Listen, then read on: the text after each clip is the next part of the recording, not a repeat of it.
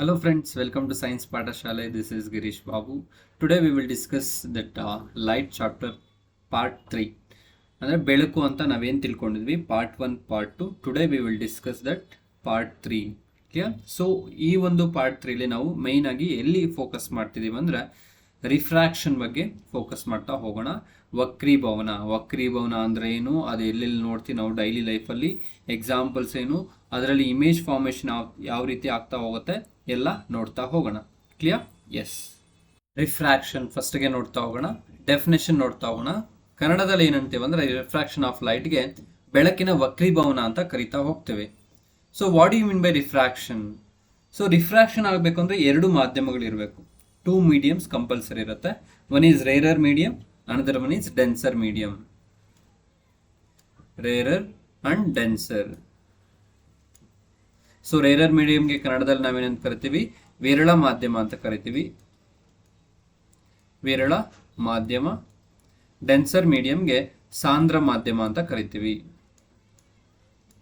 ಸಾಂದ್ರ ಮಾಧ್ಯಮ. ನೋಡಿ ಇಲ್ಲಿ refraction is in the change in the direction of light wave passing from one medium to another medium. ಬೆಳಕು ಒಂದು ಮಾಧ್ಯಮದಿಂದ ಮತ್ತೊಂದು ಮಾಧ್ಯಮದ ಕಡೆಗೆ ಚಲಿಸಿದಾಗ ಅದು ಲಂಬದ ಕಡೆ ಬಾಗುವುದು ಅಥವಾ ಅದರ ಒಂದು ಸ್ಪೀಡ್ ಅಲ್ಲಿ ಏನಾಗುತ್ತೆ, ಚೇಂಜಸ್ ಆಗುತ್ತೆ. ಅದಕ್ಕೆ ನಾವೇನಂತ ಕರಿತೀವಿ? ರಿಫ್ರಾಕ್ಷನ್ ಅಂತ ಕರಿತೀವಿ. ಇಲ್ಲಿ ನೋಡಿ, ರೇ ಅನ್ನೋದು ಇಲ್ಲಿ ಬರ್ತಿದೆ. ಇದು ಯಾವ ಮಾಧ್ಯಮ ಆಗಿರುತ್ತೆ ಅಂದ್ರೆ ಗಾಳಿ ಮಾಧ್ಯಮ ಆಗಿರುತ್ತೆ, ಏರ್ ಮೀಡಿಯಂ. ಗಾಳಿ ಮಾಧ್ಯಮ ಯಾವಾಗೂ ಏನಾಗಿರುತ್ತೆ? ರೇರರ್ ಆಗಿರುತ್ತೆ. ಸೊ ರೇರರ್ ಏನಂದ್ರೆ ಪಾರ್ಟಿಕಲ್ಸು ಅಲ್ಲಲ್ಲಿ ವಿರಳವಾಗಿ ಅರೇಂಜ್ ಆಗಿರೋದು, ಅದಕ್ಕೆ ವಿರಳ ಮಾಧ್ಯಮ ಅಂತ ಕರಿತೀವಿ. ಅರ್ಥ ಆಯ್ತಲ್ವಾ?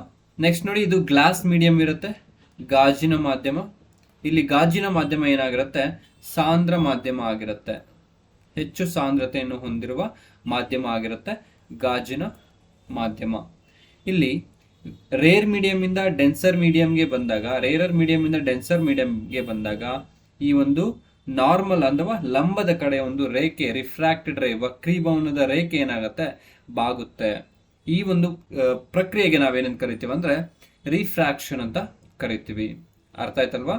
ನೋಡಿ, ಒಂದು ಮೀಡಿಯಂ ಇಂದ ಮತ್ತೊಂದು ಮೀಡಿಯಂಗೆ ಒಂದು ರೇ ಅನ್ನೋದು ಬಂದಾಗ ಏನಾಗುತ್ತೆ? ಈ ತರ ಬಂದಾಗ, ಸಾರಿ ಇಲ್ಲಿ ಬರಬೇಕು, ಬಂದಾಗ ಈ ಕಡೆ ಆದ್ರೂ ಬಾಗ್ಬೋದು, ಅವೇ ಫ್ರಮ್ ದ ನಾರ್ಮಲ್ ಆದ್ರೂ ಆಗ್ಬೋದು. ಅದು ಕೇಸಸ್ ಡಿಸ್ಕಸ್ ಮಾಡ್ತಾ ಹೋಗೋಣ. ಅರ್ಥ ಆಯ್ತಲ್ವಾ?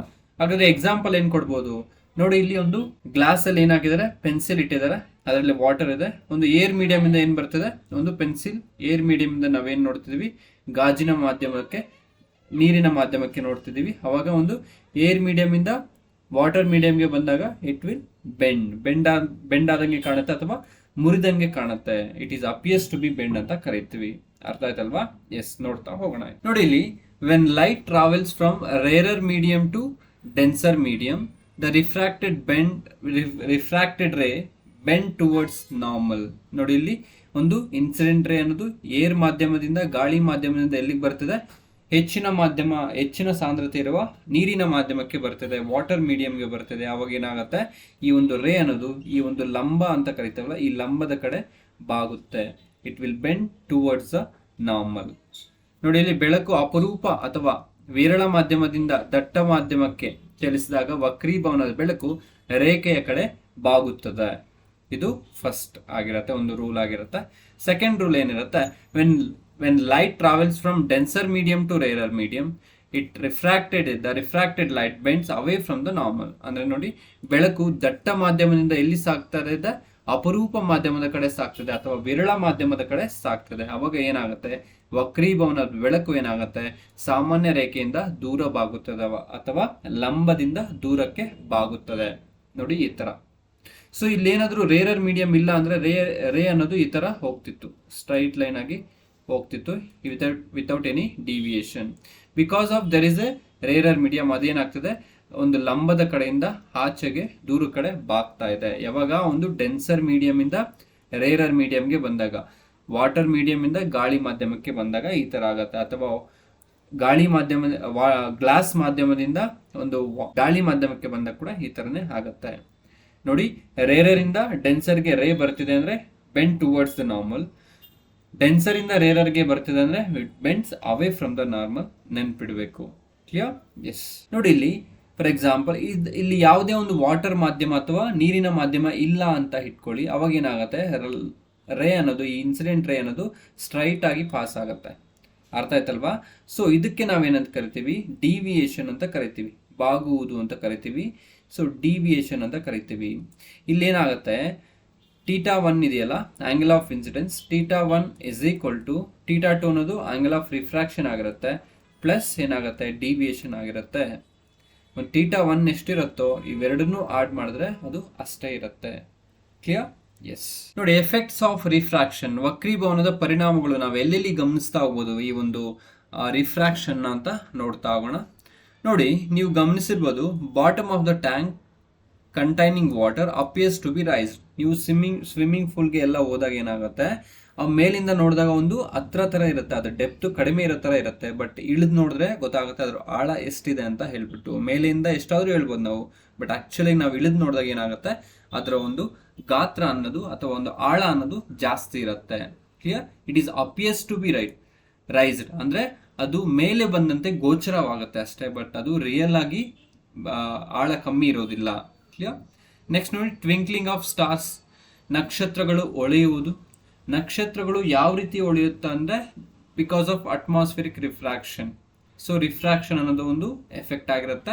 ಈ ಒಂದು ರಿಫ್ರಾಕ್ಷನ್ ಇಂದ ಏನಾಗುತ್ತೆ, ಒಂದು ಸ್ಟಾರ್ಸ್ ಅನ್ನೋದು ಹೊಳೆಯುತ್ತೆ. ನೆಕ್ಸ್ಟ್ ನೋಡಿ, appearance of light after sunset, or light ಕಾಣಿಸುತ್ತೆ before sunset, before sunrise, after sunset ಏನಾಗುತ್ತೆ, ಒಂದು ಲೈಟ್ ಅನ್ನೋದು ಕಾಣಿಸ್ತಾ ಹೋಗುತ್ತೆ.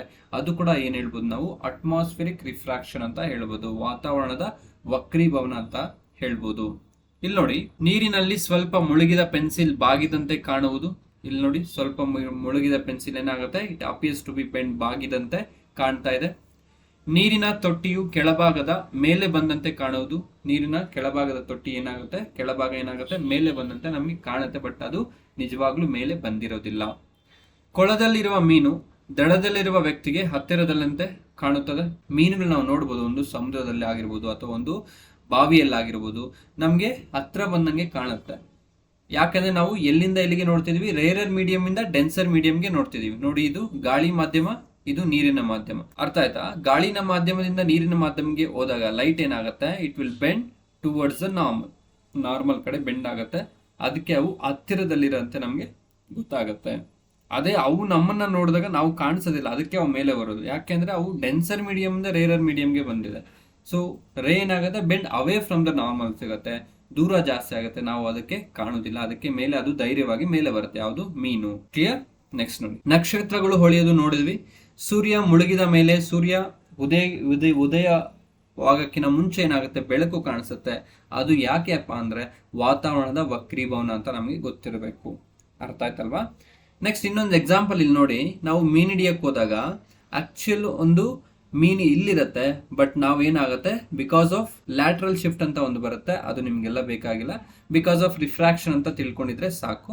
ಸೊ ಬಿಕಾಸ್ ಆಫ್ ರಿಫ್ರಾಕ್ಷನ್ ಏನಾಗುತ್ತೆ, ನಾವು ಇಲ್ಲಿ ಮೀನ್ ಇರೋ ತರ ಗೊತ್ತಾಗುತ್ತೆ, ಬಟ್ ಆಕ್ಚುಲ್ ಮೀನು ಇಲ್ಲಿರುತ್ತೆ. ಅರ್ಥ ಆಯ್ತಲ್ವಾ? ಸೊ ಇವೆಲ್ಲ ಒಂದು ಬೆಳಕಿನ ವಕ್ರೀಭವನದ ಪರಿಣಾಮಗಳಾಗಿರುತ್ತೆ. ಮುಂದೆ ನೋಡ್ತಾ ಹೋಗೋಣ. ನೋಡಿ, ಇಲ್ಲಿ ಈ ಒಂದು ಐ ಗ್ಲಾಸಸ್ ಅಲ್ಲಿ ಏನಾಗುತ್ತೆ, ರಿಫ್ರಾಕ್ಷನ್ ಅನ್ನೋದು ನಡೀತಾ ಇರುತ್ತೆ. ನೆಕ್ಸ್ಟ್ ಪ್ರಿಸಮ್ ಅಲ್ಲಿ ಕೂಡ ಅಶ್ರಗ ಅಂತ ಕರಿತೀವಿ, ಅಶ್ರಗ. ಪ್ರಿಸಮ್ ಅಲ್ಲಿ ಕೂಡ ಏನಾಗುತ್ತೆ, ಒಂದು ರಿಫ್ರಾಕ್ಷನ್ ಅನ್ನೋದು ನಡೀತಾ ಇರುತ್ತೆ.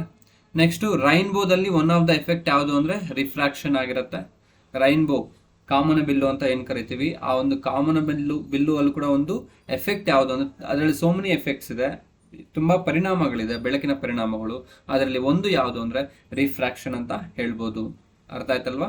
ನೋಡಿ, ಇಲ್ಲಿ ಸ್ವಿಮ್ಮಿಂಗ್ ಪೂಲ್ ಆಕ್ಚುಯಲ್ ಡೆಪ್ತ್ ಇಲ್ಲಿ ತನಕ ಇದೆ, ಇಲ್ಲಿಂದ ಇಟ್ಟು ಇಲ್ಲಿ ತನಕ ಡೆಪ್ತ್ ಇದೆ, ಬಟ್ ಏನಾಗ್ತಿದೆ, ನಾವು ಮೇಲಿಂದ ನೋಡಿದಾಗ ಅದ್ರ ಡೆಪ್ತ್ ಇಷ್ಟೇ ಇದೆ ಅನ್ನೋ ತರ ನಮಗೆ ಭಾಸವಾಗುತ್ತೆ, ಗೋಚರವಾಗುತ್ತೆ. ನೋಡಿ, apparent position of the floor, this is real position. Clear? ಇದು ಯಾವ್ದ್ರಿಂದ ಆಗುತ್ತೆ ಅಂದ್ರೆ ಬಿಕಾಸ್ ಆಫ್ ರಿಫ್ರಾಕ್ಷನ್, ವಕ್ರೀಭವನ ಅಂತ ಗೊತ್ತಿರಬೇಕು.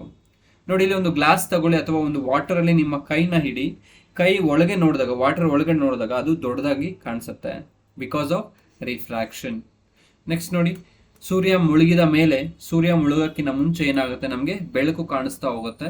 ಸೊ ಆ ಬೆಳಕಿಗೆ ಒಂದು ರೀಸನ್ ಏನಪ್ಪಾ ಅಂದ್ರೆ ಅದು ಏನು, ಈ ರಿಫ್ರಾಕ್ಷನ್ ಆಗಿರುತ್ತೆ, ಬೆಳಕಿನ ವಕ್ರೀಭವನ. ಅರ್ಥ ಆಯ್ತಲ್ವಾ? ಎಸ್. ನೋಡಿ, ಹಾಗಾದ್ರೆ ಲಾಸ್ ಆಫ್ ರಿಫ್ಲೆಕ್ಷನ್ ಯಾವ ತರ ತಿಳ್ಕೊಂಡ್ವಿ, ಅದೇ ರೀತಿ ಒಂದು ಲಾಸ್ ಆಫ್ ರಿಫ್ರಾಕ್ಷನ್ ಅನ್ನೋದು ಇದೆ, ನೋಡ್ತಾ ಹೋಗೋಣ. ನೋಡಿ, ಫಸ್ಟ್ ಲಾ ಸೇಮ್ ಇರುತ್ತೆ, incident ray reflected ray and the normal at the point of incidence lie on the same plane ಅಂತ ಹೇಳ್ಬಿಟ್ಟು, ಪತನ ಕಿರಣ ವಕ್ರೀಭವನ ಕಿರಣ, ಇಲ್ಲಿ ಪ್ರತಿಫಲನ ಕಿರಣ ಬರಲ್ಲ, ವಕ್ರೀಭವನ ಕಿರಣ ಬರುತ್ತೆ ನೋಡಿ. ಇನ್ಸಿಡೆಂಟ್ ರೇ ಇದು ರಿಫ್ಲೆಕ್ಟೆಡ್ ರೇ ಅಲ್ಲ, ಇದು refracted ray, refracted ray and normal at the point of incidence. ನೋಡಿ ಇಲ್ಲಿ ಇದು incident ray, refracted ray, this is normal, lie on the same plane. ಎಲ್ಲವೂ ಏನಾಗಿರುತ್ತೆ, ಒಂದೇ ಸಮತಲದಲ್ಲಿರುತ್ತೆ ಅಂತ ಫಸ್ಟ್ ಲಾ ಹೇಳ್ತಿದ್ರೆ, laws of refraction. Second law ಏನ್ ಹೇಳುತ್ತೆ, ಸ್ನೆಲ್ಸ್ ನ ನಿಯಮವನ್ನ ಹೇಳುತ್ತೆ. ಏನು, ಸ್ನೆಲ್ಸ್ ಲಾ ಅಂತ ಕರಿತೀವಿ, ಸ್ನೆಲ್ಸ್ ನ ನಿಯಮ. ನೋಡಿ ಇಲ್ಲಿ ಏನು ಸ್ನೆಲ್ಸ್ ಲಾ ಏನ್ ಹೇಳುತ್ತೆ, the ratio of the sine of the angle of incidence to the sine of the angle of refraction is constant for a given pair of medium. ಆ ಕಾನ್ಸ್ಟೆಂಟ್ ನ ನಾವೇನಂತ ಕರಿತೀವಿ, ರಿಫ್ರಾಕ್ಟಿವ್ ಇಂಡೆಕ್ಸ್ ಅಂತ ಕರಿತೀವಿ. ಫಾರ್ಮುಲಾ ಏನಿದೆ, n is equal to sine i by sine r ಅಂತ ಹೇಳ್ಬೋದು. ಇಲ್ಲಿ ಏರಿಂದ ಗಾಳಿ ಮಾಧ್ಯಮಕ್ಕೆ ಒಂದು ರೇ ಅನ್ನೋದು ಪಾಸ್ ಆಗ್ತದೆ, ಗಾಜಿನ ಮಾಧ್ಯಮಕ್ಕೆ. ನೋಡಿ, velocity of light in air, velocity of light in glass ಅಂತ ಕರೀಬಹುದು. ಕ್ಲಿಯರ್? ಎಸ್. ನೋಡಿ ಇಲ್ಲಿ ಕನ್ನಡದಲ್ಲಿ ಏನಿದೆ, ಕೊಟ್ಟಿರುವ ಬೆಳಕಿನ ನಿರ್ದಿಷ್ಟ ಬಣ್ಣ ಮತ್ತು ನೀಡಿರುವ ಜೋಡಿ ಮಾಧ್ಯಮಗಳಿಗೆ ಪತನ ಕೋನದ ಸೈನು ಮತ್ತು ವಕ್ರೀಕೋನದ ಸೈನುಗಳ ಅನುಪಾತ ಸ್ಥಿರವಾಗಿರುತ್ತೆ. ಇದನ್ನು ಸ್ನೆಲ್ಸ್ನ ವಕ್ರೀಭವನದ ನಿಯಮ ಅಂತ ಕರೀತಾರೆ ಅಂತ ಹೇಳ್ತಿದ್ದಾರೆ. ಸೊ ಫಾರ್ಮುಲಾ ಏನಾಗಿರ್ಬೋದು, ಇದಾಗಿರ್ಬೋದು, ಅಥವಾ ಈ ತರ ಬರೀಬಹುದು ನಾವು. ನೋಡಿ, n2 by n1 is equal to sin I by sin r ಅಂತ ಬರೆಯಬಹುದು, ಅಥವಾ ಥೀಟಾ 1 ಥೀಟಾ 2 ಆ ಥರದ್ದು ಕೂಡ ತಗೋಬಹುದು. ಈ ಒಂದು ಫಾರ್ಮುಲಾ ರೀಅರೇಂಜ್ ಮಾಡಿದಾಗ n1 sin I is equal to n2 sin r ಇದಾಗಿರುತ್ತೆ, ಅಥವಾ ಈ ಒಂದು ಫಾರ್ಮುಲಾ ಆಗಿರುತ್ತೆ ಸ್ನೆಲ್ಸ್ ಲಾ. ನಿಮಗೆ ಏನೂ ಗೊತ್ತಿಲ್ಲ ಅಂದ್ರೆ ಕೂಡ ಸ್ನೆಲ್ಸ್ ಲಾ ಅನ್ನೋದು ಎಲ್ಲಿ ಬರುತ್ತೆ ಅಂದ್ರೆ ಗೊತ್ತಿರಬೇಕು, ಅದು ರಿಫ್ರಾಕ್ಷನ್ ಅಲ್ಲಿ ಬರುತ್ತೆ, ವಕ್ರೀಭವನದಲ್ಲಿ ಬರುತ್ತೆ ಅಂತ ಗೊತ್ತಿರಬೇಕು. ಅರ್ಥ ಆಯ್ತಲ್ವಾ? ಎಸ್. ನೋಡಿ, ಈ ಒಂದು ವಕ್ರೀಭವನ ಡಿಸ್ಕಸ್ ಮಾಡುವಾಗ ವೆರಿ ಇಂಪಾರ್ಟೆಂಟ್ ಏನಂದ್ರೆ ಮಸೂರಗಳು ಅಥವಾ ಲೆನ್ಸಸ್ ಅಂತ ಕರಿತೀವಿ. ಏನು ಮಸೂರಗಳು? ಹಾಗಾದ್ರೆ ಏನು ಈ ಮಸೂರಗಳೆಂದು ಅಂದ್ರೆ, ಈ ಒಂದು ಟ್ರಾನ್ಸ್ಪರೆಂಟ್ ಮೀಡಿಯಂ ಆಗಿರುತ್ತೆ, ಒಂದು ಪಾರದರ್ಶಕ ವಸ್ತುಗಳಾಗಿರುತ್ತೆ, ಯಾವುವು ಲೆನ್ಸಸ್. ಸೊ ಈ ಒಂದು ಲೆನ್ಸ್ಗಳಿಂದ ನಮ್ಗೆ ಏನಾಗುತ್ತೆ, ಆಬ್ಜೆಕ್ಟ್ಗಳನ್ನು ನೋಡಲು, ವಸ್ತುಗಳನ್ನು ನೋಡಲು ಇದು ಉಪಯುಕ್ತವಾಗಿದೆ. ಯಾವುದು? ಈ ಒಂದು ಲೆನ್ಸಸ್. ನೋಡ್ತಾ ಹೋಗೋಣ. Surface of lens should be transparent, ಅದು ಟ್ರಾನ್ಸ್ಪರೆಂಟ್ ಆಗಿರುತ್ತೆ. ಕನಿಷ್ಠ ಒಂದು ವಕ್ರ ಮೇಲ್ಮೈಯನ್ನು ಹೊಂದಿರುವ ಪಾರದರ್ಶಕ ಮಾಧ್ಯಮಕ್ಕೆ ನಾವೇನಂತ ಕರಿತೀವಿ, ಮಸೂರ ಅಂತ ಕರಿತೀವಿ. ಅದರಲ್ಲಿ ಎರಡು ವಿಧ ಇದೆ. ಒನ್ ಈಸ್ ಕಾನ್ವೆಕ್ಸ್ ಲೆನ್ಸ್, ಕನ್ನಡದಲ್ಲಿ ಪೀನ ಮಸೂರ ಅಂತ ಕರಿತೀವಿ. ಕಾನ್ಕೇವ್ ಲೆನ್ಸ್, ನಿಮ್ನ ಮಸೂರ ಅಂತ ಕರಿತೀವಿ. ಅರ್ಥ ಆಯ್ತಲ್ವಾ? ಕಾನ್ವೆಕ್ಸ್ ಲೆನ್ಸ್ ಅಂದ್ರೆ ಪೀನ ಮಸೂರ ಏನಾಗಿರುತ್ತೆ, it will convert the light rays, ಕೇಂದ್ರೀಕರಿಸುವ ಮಸೂರ ಆಗಿರುತ್ತೆ. ಕೇಂದ್ರೀಕರಿಸುವ ಮಸೂರ. ಸೊ ಆಫ್ಟರ್ ರಿಫ್ರಾಕ್ಷನ್ ಏನಾಗುತ್ತೆ, ರೇಸು ಒಂದತ್ರ ಹೋಗಿ ಮೀಟ್ ಆಗತ್ತೆ, ಅದಕ್ಕೆ ಇದನ್ನ ಏನಂತ ಕರಿತೀವಿ, ಕೇಂದ್ರೀಕರಿಸುವ ಮಸೂರ ಅಂತ ಕರಿತೀವಿ. ಕ್ಲಿಯರ್? Converging lens.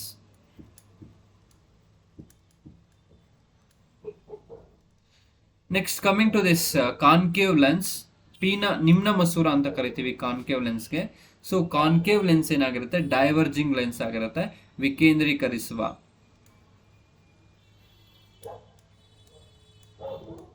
ವಿಕೇಂದ್ರೀಕರಿಸುವ ಮಸೂರ ಆಗಿರುತ್ತೆ, ಡೈವರ್ಜಿಂಗ್ ಲೆನ್ಸ್ ಅಂತ ಕರಿತೀವಿ. ಅರ್ಥ ಆಯ್ತಲ್ವಾ? ನೋಡಿ, ಇಲ್ಲಿ ಇದು convex lens, concave lens. But mirrors ಏನಾಗಿರುತ್ತೆ, ಪ್ಯೂರ್ಲಿ ಆಪೋಸಿಟ್ ಆಗಿರುತ್ತೆ.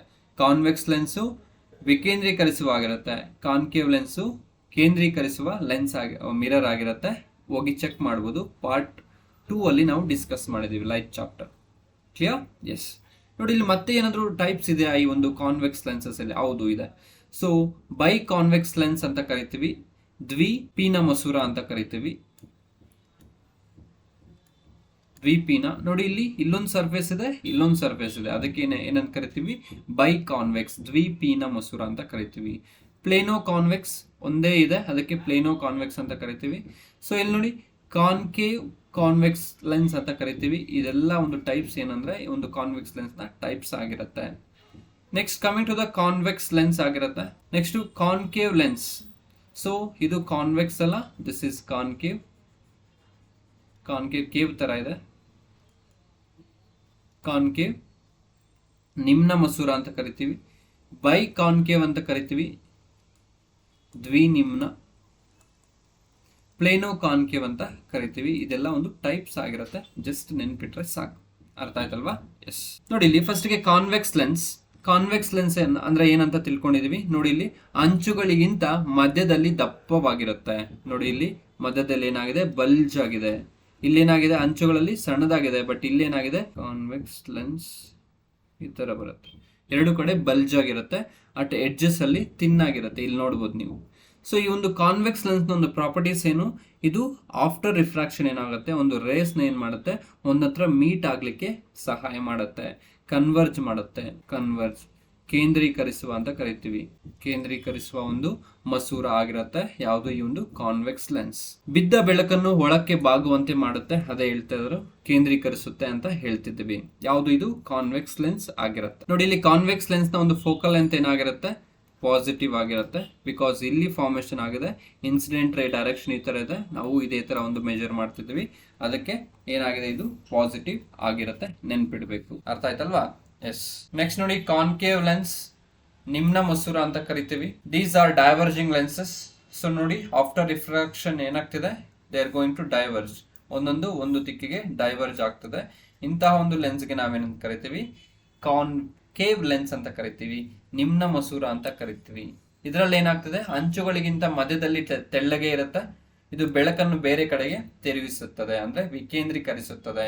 ನಾವು ಹಿಂದಕ್ಕೆ ಅದನ್ನ ಡ್ರ್ಯಾಗ್ ಮಾಡಿದಾಗ ಏನಾಗುತ್ತೆ, ವಿಕೇಂದ್ರೀಕರಿಸುವ ಒಂದು ಲೈನ್ಗಳನ್ನ ಡ್ರ್ಯಾಗ್ ಮಾಡಿದಾಗ ಏನಾಗುತ್ತೆ, ಅಲ್ಲಿ ಒಂದತ್ರ ಮೀಟ್ ಆಗುತ್ತೆ ಪ್ರಿನ್ಸಿಪಲ್ ಆಕ್ಸಿಸ್ ಹತ್ರ, ಅಲ್ಲಿ ನಮಗೆ ಇಮೇಜ್ ಅನ್ನೋದು ಸಿಗತ್ತೆ. ಬಟ್ ಇದು ಫೋಕಲ್ ಲೆಂತ್ ಏನಾಗಿರುತ್ತೆ, ನೆಗೆಟಿವ್ ಇರುತ್ತೆ. ಬಿಕಾಸ್ ಇಲ್ಲಿ ಫೋಕಲ್ ಲೆಂತ್ ಫಾರ್ಮೇಶನ್ ಆಗುತ್ತೆ, ನಾವು ಇಲ್ಲಿಂದ ಇಲ್ಲಿಗೆ ಒಂದು ಮೆಜರ್ ಮಾಡ್ತೀವಿ, ಅದಕ್ಕೆ ನೆಗೆಟಿವ್ ಆಗಿರುತ್ತೆ. ಯಾವ್ದು, ಕಾನ್ಕೇವ್ ಲೆನ್ಸ್. ಅರ್ಥ ಆಯ್ತಲ್ವಾ? ಎಸ್. ನೋಡಿ ಇಲ್ಲಿ image formation on convex lens. So ಪ್ರತಿಬಿಂಬ ಯಾವ ರೀತಿ ಫಾರ್ಮೇಶನ್ ಆಗುತ್ತೆ ಯಾವ್ದ್ರಲ್ಲಿ, ಈ ಒಂದು ಕಾನ್ವೆಕ್ಸ್ ಲೆನ್ಸ್ ಅಲ್ಲಿ ಕನ್ನಡದಲ್ಲಿ ಪೀನ ಮಸೂರ ಅಂತ ಕರಿತೀವಿ. ಪೀನ ಮಸೂರ. ನೋಡಿ ಇಲ್ಲಿ ಒಂದು ಕೇಸ್ ನೋಡ್ತಾ ಹೋಗೋಣ. ಸೊ ಲೆನ್ಸಸ್ ಅಲ್ಲಿ ಆಲ್ವೇಸ್ ಫೋಕಸಸ್ ಎರಡಿರುತ್ತೆ, F1 F2 ಅಂತ ಹೇಳ್ಬಿಟ್ಟು. ಈ ಕಡೆ ಒಂದು ಫೋಕಸ್ ಇರುತ್ತೆ, ಈ ಕಡೆ ಒಂದು ಫೋಕಸ್ ಇರುತ್ತೆ. ಅರ್ಥ ಆಯ್ತಲ್ವಾ? ನೋಡಿ ಇಲ್ಲಿ ಆಬ್ಜೆಕ್ಟ್ ಎಲ್ಲಿ ಇಟ್ಟಿದ್ವಿ ನಾವು, 2F ಅಲ್ಲಿ ಆಬ್ಜೆಕ್ಟ್ ಇಟ್ಟಿದ್ವಿ. ಸೊ ಆಫ್ಟರ್ ರಿಫ್ರಾಕ್ಷನ್ ಏನಾಗ್ತದೆ, ಇಲ್ಲಿ ಒಂದು ಮೀಟ್ ಆಗ್ತಿದೆ, ಒಂದು ರೇಸ್ ಹೋಗಿ ಇಲ್ಲಿ ನಮಗೆ ಇಮೇಜ್ ಫಾರ್ಮೇಶನ್ ಆಗುತ್ತೆ. So object is at 2F, image is at 2F. ಇದು ಆಬ್ಜೆಕ್ಟ್ ಅಂತ ತಿಳ್ಕೊಳ್ಳಿ, ಇದು ಇಮೇಜ್ ಅಂತ ತಿಳ್ಕೊಳ್ಳಿ. ಸೊ ಏನಾಗುತ್ತೆ, ಒಂದು ಪ್ರಾಪರ್ಟೀಸ್ ನೇಚರ್ ಏನು, ಸ್ವಭಾವವೇನು, ಅದು ರಿಯಲ್ ಆಗಿರುತ್ತೆ, ಅಂದ್ರೆ ನೈಜ ಅಥವಾ ಸತ್ಯ, ಆರ್ ಸತ್ಯ ಪ್ರತಿಬಿಂಬ, ಅಥವಾ ಇನ್ವರ್ಟೆಡ್ ತಲೆ ಕೆಳಗಾದ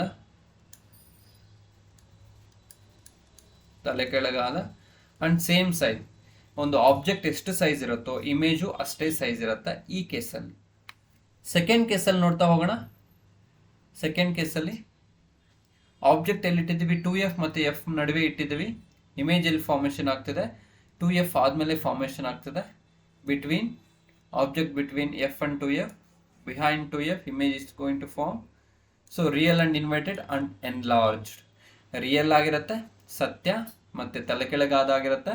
ಬಟ್ ಒಂದು ಆಬ್ಜೆಕ್ಟ್ ಗಿಂತ ಇದೇನಾಗುತ್ತೆ, ಇಮೇಜು ದೊಡ್ಡದಾಗಿರುತ್ತೆ ಅಂತ ಹೇಳ್ತಿದ್ದಾರೆ. ನೆಕ್ಸ್ಟ್ ನೋಡಿ, ಆಬ್ಜೆಕ್ಟ್ ನ ಎಲ್ಲಿ ಇಡ್ತಿದ್ದೀವಿ ನಾವು, ಅಟ್ F ಅಲ್ಲಿ ಇಡ್ತಿದ್ದೀವಿ, ಅಟ್ F. ಸೊ ಇಮೇಜ್ ಎಲ್ಲಿ ಫಾರ್ಮೇಶನ್ ಆಗುತ್ತೆ ಅಂದ್ರೆ ಅಟ್ ಇನ್ಫಿನಿಟಿ, ಅನಂತದಲ್ಲಿ ಫಾರ್ಮೇಶನ್ ಆಗುತ್ತೆ. ಅನಂತದಲ್ಲಿ ಫಾರ್ಮೇಶನ್ ಆಗುತ್ತೆ. ಇದು ಏನಾಗಿರುತ್ತೆ, ರಿಯಲ್ ಸತ್ಯ ಆಗಿರುತ್ತೆ, ಇನ್ವರ್ಟೆಡ್ ಆಗಿರುತ್ತೆ, ಎನ್ಲಾರ್ಜ್ ಆಗಿರುತ್ತೆ, ತುಂಬಾ ದೊಡ್ಡದಾಗಿರುತ್ತೆ. ಯಾವುದು, ಈ ಒಂದು ಇಮೇಜು. ನೆಕ್ಸ್ಟ್ ಲಾಸ್ಟ್ ಕೇಸಲ್ಲಿ ನೋಡಿ, ಲಾಸ್ಟ್ ಕೇಸಲ್ಲಿ ಆಬ್ಜೆಕ್ಟ್ ಎಲ್ಲಿ ಇಡ್ತಿದೀವಿ ಅಂದ್ರೆ between F and O, optical centre ಅಂತ ಕರಿತೀವಿ ಓಗೆ. ನೆಕ್ಸ್ಟ್ F ಫೋಕಸ್ ಅಂತ ಕರಿತೀವಿ, ಸಂಗಮ ಬಿಂದು. ಸೊ ಇಲ್ಲಿ ಎಲ್ಲಿ ಫಾರ್ಮೇಶನ್ ಆಗ್ತಿದೆ image, on the same side of the lens. ನೋಡಿ ಆಬ್ಜೆಕ್ಟು ಇಲ್ಲೇ ಇದೆ, ನಮ್ಗೆ ಇಮೇಜು ಇಲ್ಲೇ ಫಾರ್ಮೇಶನ್ ಆಗ್ತಿದೆ. ಸೊ ಯಾಕಂದ್ರೆ ಇವೆರಡು ಎಲ್ಲೂ ಮೀಟ್ ಆಗುತ್ತೆ, ತುಂಬಾ ದೂರದಲ್ಲಿ ಎಲ್ಲೋ ಮೀಟ್ ಆಗುತ್ತೆ, ಬಟ್ ಅಲ್ಲಿ ತನಕ ನಾವು ಹಿಂಗೆ ಡ್ರ್ಯಾಗ್ ಮಾಡ್ಲಿಕ್ಕೆ ಆಗಲ್ಲ. ಅದಕ್ಕೆ ನಾವು ಬ್ಯಾಕ್ ಸೈಡ್ಗೆ ಈ ತರ ಡ್ರ್ಯಾಗ್ ಮಾಡಿದ್ರೆ ಒಂದು ಇಮೇಜ್ ಫಾರ್ಮೇಶನ್ ಆಗುತ್ತೆ. ಸೊ ಅಲ್ಲಿ ಏನಾಗುತ್ತೆ, ಈ ಒಂದು ಇಮೇಜ್ ಅನ್ನೋದು ಫಾರ್ಮೇಶನ್ ಆಗುತ್ತೆ. ಅದು ಪ್ರಾಪರ್ಟಿ ಅಥವಾ ನೇಚರ್ ಏನಪ್ಪಾ ಅಂದ್ರೆ ಇಟ್ ಈಸ್ ವರ್ಚುವಲ್ ಆಗಿರುತ್ತೆ. ಏನು, ಮಿಥ್ಯ ಪ್ರತಿಬಿಂಬ. ಮಿಥ್ಯ ಮತ್ತೆ ಎರೆಕ್ಟ್, ನೇರ ಪ್ರತಿಬಿಂಬ ಆಗಿರುತ್ತೆ. ಮತ್ತೆ ಎನ್ಲಾರ್ಜ್ಡ್ ಆಗಿರುತ್ತೆ, ದೊಡ್ಡದಾಗಿರುತ್ತೆ. ಅರ್ಥ ಆಯ್ತಲ್ವಾ? ನೋಡಿ, ಇಲ್ಲಿ ಕಾನ್ವೆಕ್ಸ್ ಲೆನ್ಸ್ ಅಲ್ಲಿ ಇಮೇಜ್ ಫಾರ್ಮೇಶನ್ ಆಗೋದು ಯಾವಾಗೂ ಸತ್ಯ ಮತ್ತು ತಲೆ ಕೆಳಗಾದ ಒಂದು ಇಮೇಜ್ ಫಾರ್ಮೇಶನ್ ಆಗುತ್ತೆ. Except this case, last case. Object ಎಲ್ಲಿಡಬೇಕು, ಬಿಟ್ವೀನ್ ಎಫ್ ಅಂಡ್ ಓ ಇಟ್ಟಾಗ ಮಾತ್ರ ಏನಾಗುತ್ತೆ, ಅದು ವರ್ಚುವಲ್ ಆಗಿರುತ್ತೆ ಅಥವಾ ಮಿಥ್ಯ ಪ್ರತಿಬಿಂಬ ಆಗಿರುತ್ತೆ, ಮತ್ತೆ ನೇರ ಪ್ರತಿಬಿಂಬ ಆಗಿರುತ್ತೆ. ನೆನ್ಪಿಡ್ಬೇಕು. ಅರ್ಥ ಆಯ್ತಲ್ವಾ? Yes. Now we are going to discuss about the image formation on concave lens ಅಂತ ಹೇಳ್ಬಿಟ್ಟು. ಸೊ ನಿಮ್ನ ಮಸೂರ ಅಂತ ಕರಿತೀವಿ.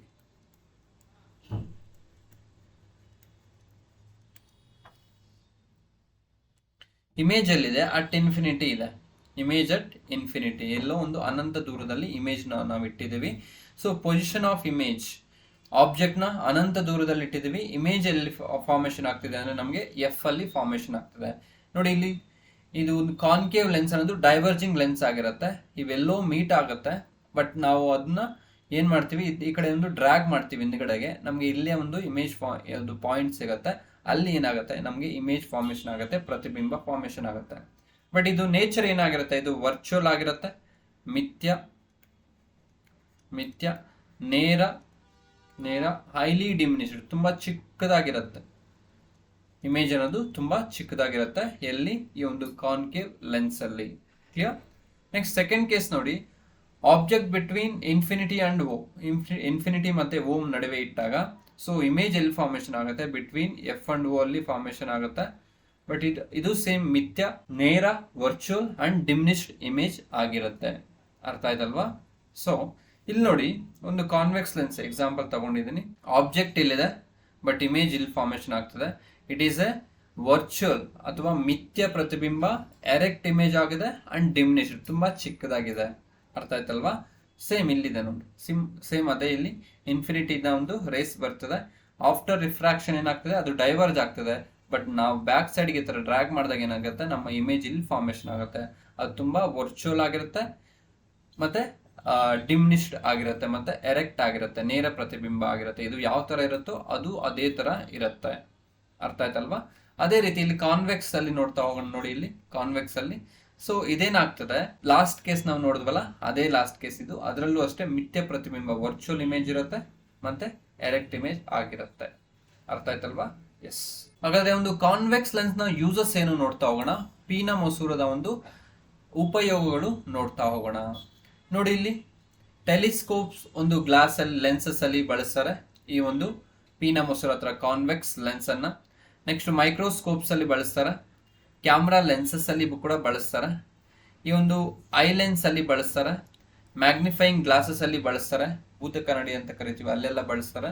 ನಮ್ಮ ಒಂದು ಕಣ್ಣಲ್ಲಿ ಇರುವ ಒಂದು ಲೆನ್ಸ್, ನಮ್ಮ ಕಣ್ಣು ಯಾವ ಲೆನ್ಸ್ ತರ ಆಕ್ಟ್ ಆಗುತ್ತೆ ಅಂದ್ರೆ ಅದು ಕಾನ್ವೆಕ್ಸ್ ಲೆನ್ಸ್ ತರ ಆಕ್ಟ್ ಆಗುತ್ತೆ. ಕ್ಲಿಯರ್?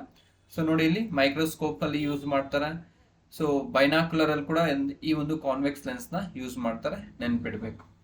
ಅರ್ಥ ಆಯ್ತಲ್ವಾ? ಎಸ್. ನೋಡಿ, ಈಗ ತಾನೇ ನಾವು ಕಾನ್ವೆಕ್ಸ್ ಲೆನ್ಸ್ ನ ಒಂದು ಯೂಸಸ್ ನ ನೋಡ್ತಾ ಹೋದ್ವಿ. ಕಾನ್ವೆಕ್ಸ್ ಲೆನ್ಸ್ ನ ಯೂಸಸ್ ಸೊ ಇಲ್ಲಿ ಬಳಸ್ತೀವಿ, ಮ್ಯಾಗ್ನಿಫೈಯಿಂಗ್ ಗ್ಲಾಸಸ್ ಅಲ್ಲಿ ಯೂಸ್ ಮಾಡ್ತೀವಿ, ಐ ಗ್ಲಾಸಸ್ ಅಲ್ಲಿ ಯೂಸ್ ಮಾಡ್ತೀವಿ, ಮೈಕ್ರೋಸ್ಕೋಪ್ಸ್ ಅಲ್ಲಿ ಯೂಸ್ ಮಾಡ್ತೀವಿ, ಕ್ಯಾಮ್ರಾದಲ್ಲಿ ಯೂಸ್ ಮಾಡ್ತೀವಿ. ವೆರಿ ಇಂಪಾರ್ಟೆಂಟ್ ಏನಂದ್ರೆ the people dealing with hypermetropia ಅಂತ ಕರಿತೀವಿ, ದೂರದೃಷ್ಟಿ ದೋಷ ಅಂತ ಕರಿತೀವಿ.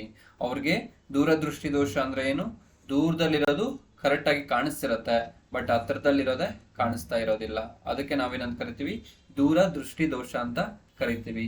ಅರ್ಥ ಆಯ್ತಲ್ವಾ? ನೋಡಿ, ಇದೊಂದು ಯೂಸಸ್ ಆಗಿರುತ್ತೆ. ಇಲ್ಲೆಲ್ಲ ನೋಡ್ಸಿದ್ವಿ, ಆಗ್ಲೇ ಡಿಸ್ಕಸ್ ಮಾಡಿದ್ವಿ. So this is all about convex lens ಅಂತ ಕರಿತೀವಿ, ಅಥವಾ ಕನ್ನಡದಲ್ಲಿ ಏನಂತ ಕರಿತೀವಿ, ಪೀನ ಮಸೂರ ಅಂತ ಕರಿತೀವಿ. ಹೈಪರ್ ಮೆಟ್ರೋಫಿಯಾ ಅಂತ ಕರಿತೀವಿ, ದೂರದೃಷ್ಟಿ ದೋಷ ಅಂತ ಕರಿತೀವಿ, ಲಾಂಗ್ ಸೈಟೆಡ್ನೆಸ್ ಅಂತ ಕೂಡ ಕರಿತೀವಿ. ಅವ್ರಿಗೆ ಬಳಸೋ ಒಂದು ಮಸೂರ ಯಾವುದು ಅಂದ್ರೆ ಪೀನ ಮಸೂರ ಬಳಸಿ ಅದನ್ನ ಸಾಲ್ವ್ ಮಾಡಬಹುದು ಆ ಪ್ರಾಬ್ಲಮ್ ನ. Clear? Yes. Next coming to the concave lens ಅಂತ ಕರಿತೀವಿ, ನಿಮ್ನ ಮಸೂರ. ಇದು ಕೂಡ ಅಷ್ಟೇ, ಕ್ಯಾಮ್ರಾದಲ್ಲಿ ಯೂಸ್ ಮಾಡ್ತೀವಿ, ಫ್ಲಾಶ್ ಲೈಟ್ಸ್ ಅಲ್ಲಿ ಯೂಸ್ ಮಾಡ್ತೀವಿ, ಟೆಲಿಸ್ಕೋಪ್ ಅಲ್ಲಿ ಯೂಸ್ ಮಾಡ್ತೀವಿ. ಪೀಪ್ ಹೋಲ್ಸ್ ಅಂತ ಕರಿತೀವಿ, ಅಂದ್ರೆ security device that provide 360 degree view of object ಅಂತ ಹೇಳ್ಬಿಟ್ಟು ಅಲ್ಲೆಲ್ಲ ಬಳಸ್ತೀವಿ. The air bubble inside water behave like a concave lens. Clear? ನೋಡಿ ಇಲ್ಲಿ ಒಂದು ಕ್ಯಾಮ್ರಾದಲ್ಲಿ ಬಳಸ್ತೀವಿ. ಈ ತರ ಒಂದು ನೀವು ನೋಡಿರ್ಬೋದು, ಸೆಕ್ಯೂರಿಟಿ ಒಂದು ಲೆನ್ಸಸ್ ಅಂತ ಕರಿತೀವಿ. ನಾವು ಆಚೆಗಿಂದ ನೋಡಿದ್ರೆ ಒಂದು ಎಂಟೈರ್ ಏರಿಯಾನ ಮನೇನ ಕವರ್ ಮಾಡ್ತಿರುತ್ತೆ ಈ ಒಂದು ಲೆನ್ಸಸ್. ಕ್ಲಿಯರ್? ಸೊ ನೋಡಿ ಇಲ್ಲಿ ವಿಸ್ತರಿಸಿದ ಪ್ರತಿಬಿಂಬಗಳನ್ನು ಪಡೆಯಲು ಬಳಸ್ತಾರೆ. ಸೌರ ಕುಕ್ಕರ್ ನಲ್ಲಿ ಬಳಸ್ತಾರೆ ಈ ಒಂದು ನಿಮ್ನ ಮಸೂರನ್ನ. ದಂತ ವೈದ್ಯರು ಕೂಡ ಒಂದು ಬಳಸ್ತಾರೆ. ಸಮೀಪ ದೃಷ್ಟಿ ದೋಷ ಸರಿಪಡಿಸಲು ಬಳಸ್ತಾರೆ. ಶಾರ್ಟ್ ಸೈಟೆಡ್ನೆಸ್ ಅಂತ ಕರಿತೀವಿ ಅಥವಾ ಮಯೋಫಿಯಾ ಅಂತ ಕರಿತೀವಿ. ಇದನ್ನ ಸರಿಪಡಿಸಲಿಕ್ಕೆ ಯಾವ ಒಂದು ಲೆನ್ಸ್ ನ ಬಳಸ್ತಾರೆ ಅಂದ್ರೆ ನಿಮ್ನ ಮಸೂರ ಬಳಸ್ತಾರೆ, ಕಾನ್ಕೇವ್ ಲೆನ್ಸ್. ಮಯೋಫಿಯಾ, ನಿಮ್ನ ಮಸೂರ, ಕಾನ್ಕೇವ್ ಲೆನ್ಸ್ ಅಂತ ನೆನ್ಪಿಡ್ಬೇಕು. ಕ್ಲಿಯರ್? ಎಸ್.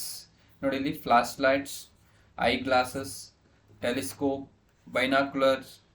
ಕ್ಲಿಯರ್? ಇಲ್ಲೆಲ್ಲ ಯಾವ್ದು ಬಳಸ್ತಾರೆ ಅಂದ್ರೆ ಈ ಒಂದು ಕಾನ್ಕೇವ್ ಲೆನ್ಸ್ ನ ಬಳಸ್ತಾರೆ, ನೆನ್ಪಿಡ್ಬೇಕು. ನೆಕ್ಸ್ಟ್ ಒಂದು ಟರ್ಮ್ ಇದೆ, ರಿಫ್ರಾಕ್ಟಿವ್ ಇಂಡೆಕ್ಸ್ ಅಂತ ಕರಿತೀವಿ. ವಕ್ರೀಕಾರ ಸೂಚ್ಯಾಂಕ ಅಥವಾ ವಕ್ರೀಭವನದ ಸೂಚ್ಯಾಂಕ ಅಂತ ಕರಿತೀವಿ.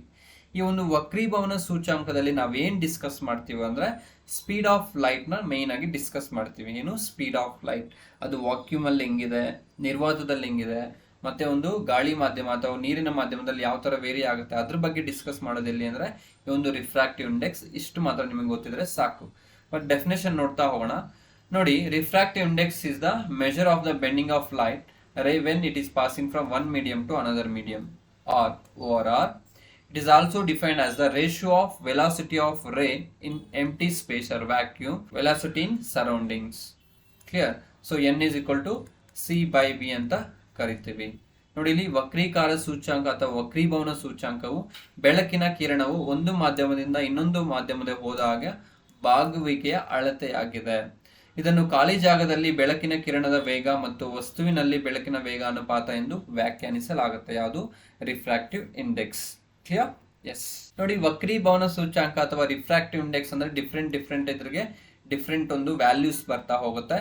ಗಾಳಿಗೇನು ರಿಫ್ರಾಕ್ಟಿವ್ ಇಂಡೆಕ್ಸ್ ಆಫ್ ಏರ್ ಏನಪ್ಪಾ ಅಂದ್ರೆ 1 ಆಗಿರುತ್ತೆ, ಅಪ್ರಾಕ್ಸಿಮೇಟ್ಲಿ 1 ಅಂತ ಕರಿತೀವಿ. ಅದು ಆಕ್ಚುಲಿ ಹೇಳ್ಬೇಕಂದ್ರೆ 1.003 ಆಗಿರುತ್ತೆ, ಬಟ್ 1 ಅಂತ ಹೇಳ್ತೀವಿ. ವಾಟರ್ ಏನಾಗಿರುತ್ತೆ, ನೀರಿದು ರಿಫ್ರಾಕ್ಟಿವ್ ಇಂಡೆಕ್ಸ್ 1.333 ಆಗಿರುತ್ತೆ. ನೆಕ್ಸ್ಟ್ ಡೈಮಂಡ್ ಏನಾಗಿರುತ್ತೆ 2.41, ವಜ್ರದ್ದು. ಐಸ್ ಏನಾಗಿರುತ್ತೆ 1.31 ಆಗಿರುತ್ತೆ. ನೆಕ್ಸ್ಟ್ ಈಥೈಲ್ ಆಲ್ಕೋಹಾಲ್ ಅಂತ ಕರಿತೀವಿ 1.36 ಆಗಿರುತ್ತೆ. ನೆಕ್ಸ್ಟ್ ಗಾಜು ಅಂತ ಕರಿತೀವಿ, ಗ್ಲಾಸ್. ಸೊ ಗ್ಲಾಸ್ ಏನಾಗಿರುತ್ತೆ ರಿಫ್ರಾಕ್ಟಿವ್ ಇಂಡೆಕ್ಸ್ 1.5 ಆಗಿರುತ್ತೆ. ರಿಫ್ರಾಕ್ಟಿವ್ ಇಂಡೆಕ್ಸ್ಗೆ ಯಾವುದೇ ಒಂದು ಯೂನಿಟ್ ಅನ್ನೋದು ಇರೋದಿಲ್ಲ, SI ಯೂನಿಟ್ ಅನ್ನೋದು ಇರೋದಿಲ್ಲ. ಯಾಕೆ ಅಂದ್ರೆ ರಿಫ್ರಾಕ್ಟಿವ್ ಇಂಡೆಕ್ಸ್ c/v ಆಗಿರುತ್ತೆ. ಇದು ಸ್ಪೀಡ್ ಆಗಿರುತ್ತೆ ಅಥವಾ ವೆಲಾಸಿಟಿ ಆಗಿರುತ್ತೆ. ಮೀಟರ್ ಪರ್ ಸೆಕೆಂಡ್ ಬರುತ್ತೆ, ಇಲ್ಲಿ ಮೀಟರ್ ಪರ್ ಸೆಕೆಂಡ್ ಬರುತ್ತೆ. ಮೀಟರ್ ಪರ್ ಸೆಕೆಂಡ್ ಕ್ಯಾನ್ಸಲ್ ಆಗುತ್ತೆ. ಇದಕ್ಕೆ ಯಾವುದೇ ಒಂದು ಯೂನಿಟ್ ಅನ್ನೋದು ಇರೋದಿಲ್ಲ, ನೆನ್ಪಿಡಬೇಕು. ಅರ್ಥ ಆಯ್ತಲ್ವಾ? ಎಸ್. ನೆಕ್ಸ್ಟ್ ಒಂದು ಕಾನ್ಸೆಪ್ಟ್ ಏನಪ್ಪಾ ಅಂದ್ರೆ ಮಸೂರದ ಸಾಮರ್ಥ್ಯ ಅಂತ ಕರಿತೀವಿ ಅಥವಾ ಪವರ್ ಆಫ್ ಲೆನ್ಸ್ ಅಂತ ಕರಿತೀವಿ. ಸೊ ಏನು ಈ ಪವರ್ ಆಫ್ ಲೆನ್ಸ್ ಅಂದ್ರೆ, ನೋಡಿ ಇಲ್ಲಿ ಮಸೂರ ಬೆಳಕಿನ ಕಿರಣಗಳು ಕೇಂದ್ರೀಕರಿಸುವ ಅಥವಾ ವಿಕೇಂದ್ರೀಕರಿಸುವ ಸಾಮರ್ಥ್ಯವಾಗಿದೆ. ನೋಡಿ, the degree of convergence or divergence of light rays achieved by lens is expressed in terms of power ಅಂತ ಕರಿತೀವಿ. ಎಷ್ಟು, how much it is converging, how much it is diverging light rays ನ ಆಫ್ಟರ್ ರಿಫ್ರಾಕ್ಷನ್ ಅಂತ ಹೇಳುತ್ತೆ. ಅಥವಾ ನಾವು ಏನ್ ಹೇಳ್ಬೋದು ಅಂದ್ರೆ ಇದನ್ನ ರೆಸಿಪ್ರೋಕಲ್ ಆಫ್ ಫೋಕಲ್ ಅಂತ ಹೇಳ್ಬೋದು. P is equal to 1/f ಈ ತರ ಆದ್ರೂ ಹೇಳ್ಬೋದು. ಅಥವಾ ಒಂದು ಪವರ್ ಆಫ್ ಲೆನ್ಸ್ ನ ಒಂದು SI ಯೂನಿಟ್ ಏನು ಅಂದ್ರೆ ತುಂಬಾ ಸರಿ ಕೇಳಿದಾರೆ, ದಟ್ ಈಸ್ ಡಯಾಪ್ಟರ್ ಆಗಿರುತ್ತೆ. Dioptre is the SI unit of what? Power of lens. ಅರ್ಥ ಆಯ್ತಲ್ವಾ? ಎಸ್. ನೋಡಿ, ಇದು ಹೌ ಮಚ್ ಕನ್ವರ್ಜ್ ಮಾಡುತ್ತೆ, ಎಷ್ಟು ಡೈವರ್ಜ್ ಮಾಡುತ್ತೆ, ಅದನ್ನ ನಾವೇನಂತ ಕರಿತೀವಿ?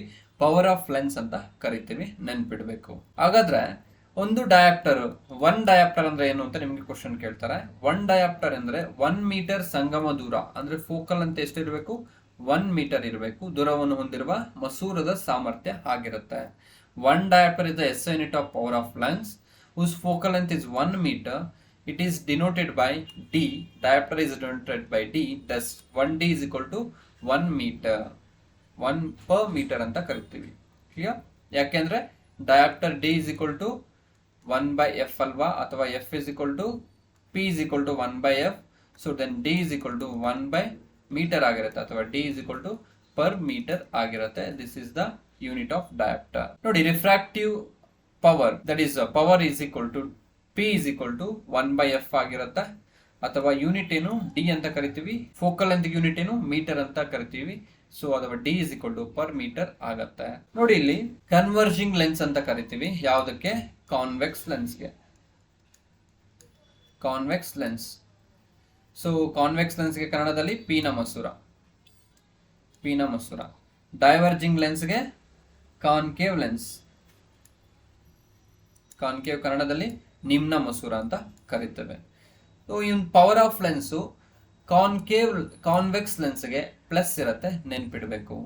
ಸೊ ಕನ್ವರ್ಜಿಂಗ್ ಲೆನ್ಸ್ಗೆ ಅಥವಾ ಕಾನ್ವೆಕ್ಸ್ ಲೆನ್ಸ್ಗೆ ಏನಾಗುತ್ತೆ, ಪವರ್ ಆಫ್ ಲೆನ್ಸ್ ಅನ್ನೋದು ಪಾಸಿಟಿವ್ ಆಗಿರುತ್ತೆ. ಅದೇ ಡೈವರ್ಜಿಂಗ್ ಲೆನ್ಸ್ ಅಂತ ಕರಿತೀವಿ ಅಥವಾ ಕಾನ್ಕೇವ್ ಲೆನ್ಸ್ ಅಂತ ಕರಿತೀವಿ ಅಥವಾ ನಿಮ್ನ ಮಸೂರ ಅಂತ ಕರಿತೀವಿ. ಇದಕ್ಕೆ ಒಂದು ಪವರ್ ಆಫ್ ಲೆನ್ಸ್ ಏನಾಗಿರುತ್ತೆ, ಮೈನಸ್ ಆಗಿರುತ್ತೆ. ಸೊ ಫ್ಲಾಟ್ ಶೀಟ್ ಅಥವಾ ನೋ ಪವರ್ ಇಲ್ಲ ಅಂದ್ರೆ ಅದು 0 ಆಗಿರುತ್ತೆ, ಏನು ಆಗುದಿಲ್ಲ. ನೋಡಿ ಇಲ್ಲಿ ಇದು ಕಾನ್ವೆಕ್ಸ್ ಲೆನ್ಸ್ ಆಗಿರುತ್ತೆ, ಪೀನ ಮಸೂರ ಆಗಿರುತ್ತೆ. ಇಲ್ಲಿ ಒಂದು ಫೋಕಸ್ ಇಲ್ಲಿದೆ, ನಾವು ಇಲ್ಲಿಂದ ಹಿಂಗೆ ಮೆಜರ್ ಮಾಡ್ತೀವಿ, ಅದಕ್ಕೆ ಪಾಸಿಟಿವ್ ಆಗಿರುತ್ತೆ. ಅದೇ ನೋಡಿ ಕಾನ್ಕೇವ್ ಲೆನ್ಸ್ ನೋಡಿ, ಇದು ಡೈವರ್ಜ್ ಆಗ್ತಾ ಇದೆ, ನಾವು ಈ ತರ ಡ್ರಾಗ್ ಮಾಡಿದಾಗ it appears to be converge here. So ಇಲ್ಲಿಂದ ಹಿಂಗೆ ಮೆಜರ್ ಮಾಡ್ತೀವಿ, ಅದಕ್ಕೆ ಫೋಕಲ್ ಅಂತ ಏನಾಗ್ತಿದೆ, ಇಲ್ಲಿ ನೆಗೆಟಿವ್ ಬರ್ತಿದೆ, ಮೈನಸ್ ಆಗ್ತಿದೆ. ಅರ್ಥ ಆಯ್ತಲ್ವಾ? ಎಸ್ ನೋಡಿ friend, this is all about today's class. ನಾವು ಇವತ್ತು ರಿಫ್ರಾಕ್ಷನ್ ಬಗ್ಗೆ ತಿಳ್ಕೊಂಡಿದೀವಿ, ಅದರ ಒಂದು ಎಫೆಕ್ಟ್ಸ್ ಅಥವಾ ಯೂಸಸ್ ಎಲ್ಲೆಲ್ಲಿ ಒಂದು ಅಪ್ಲಿಕೇಬಲ್ ಆಗುತ್ತೆ ರಿಫ್ರಾಕ್ಷನ್ ಅನ್ನೋದು ತಿಳ್ಕೊಂಡಿದೀವಿ. ನೆಕ್ಸ್ಟ್ ಒಂದು ಲೆನ್ಸಸ್ ಬಗ್ಗೆ ತಿಳ್ಕೊಂಡಿದೀವಿ, ಯಾವ ಲೆನ್ಸ್ ಎಲ್ಲಿ ಯೂಸ್ ಮಾಡ್ತಾರೆ ಅಂತ ತಿಳ್ಕೊಂಡಿದೀವಿ. ಇಮೇಜ್ ಫಾರ್ಮೇಶನ್ ಕೂಡ ತಿಳ್ಕೊಂಡಿದೀವಿ. ಸೊ ಇನ್ ಡೀಟೇಲ್ ಆಗಿ ತಿಳ್ಕೊಂಡಿದೀವಿ. ಇಷ್ಟು ಮಾತ್ರ ಓದ್ಕೊಂಡ್ರೆ ನಮಗೆ ಮೋರ್ ದೆನ್ ಎನಫ್ ಆಗಿರುತ್ತೆ. ಅರ್ಥ ಆಯ್ತಲ್ವಾ? ನೆಕ್ಸ್ಟ್ ಕ್ಲಾಸಲ್ಲಿ ನಾವು ಟೋಟಲ್ ಇಂಟರ್ನಲ್ ರಿಫ್ಲೆಕ್ಷನ್ ಬರುತ್ತೆ, ಇಂಟರ್ಫರೆನ್ಸ್ ಬರುತ್ತೆ, ಡಿಫ್ರಾಕ್ಷನ್ ಬರುತ್ತೆ, ಅಬ್ಸಾರ್ಪ್ಷನ್ ಬರುತ್ತೆ. ಇದರೆಲ್ಲ ಬಗ್ಗೆ ಒಂದು ನೆಕ್ಸ್ಟ್ ಕ್ಲಾಸಲ್ಲಿ ತಿಳ್ಕೊಳ್ತಾ ಹೋಗೋಣ. ನೆಕ್ಸ್ಟ್ ಕ್ಲಾಸಲ್ಲಿ ಮತ್ತೆ ಮೀಟ್ ಆಗೋಣ. Thank you.